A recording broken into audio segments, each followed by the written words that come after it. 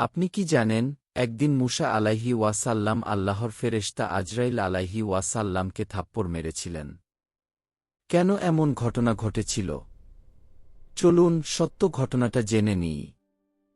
সহিহ হাদিসে বর্ণিত আছে, একদিন ফেরেশতা আজরাইল আলাইহি ওয়াসাল্লাম মানুষের রূপ ধারণ করে মুসা আলাইহি ওয়াসাল্লামের কাছে আসেন এবং বলেন, তোমার প্রাণ কবজ করতে এসেছি। কিন্তু তখন মুসা আলাইহি ওয়াসাল্লাম জানতেন না যে এই ব্যক্তি আল্লাহর ফেরেশতা।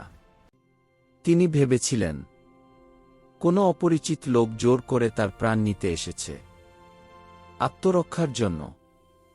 মুসা আলাইহি ওয়াসাল্লাম তাকে একটি থাপ্পড় মারেন, যার ফলে আজরাইল আলাইহি ওয়াসাল্লামের চোখ ক্ষতিগ্রস্ত হয়।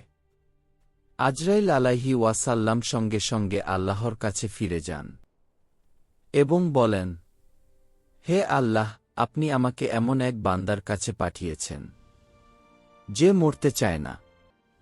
তখন আল্লাহ তাআলা আজরাইল আলাইহি ওয়াসাল্লামের চোখ আগের মতো ঠিক করে দেন এবং তাকে আবার পাঠান।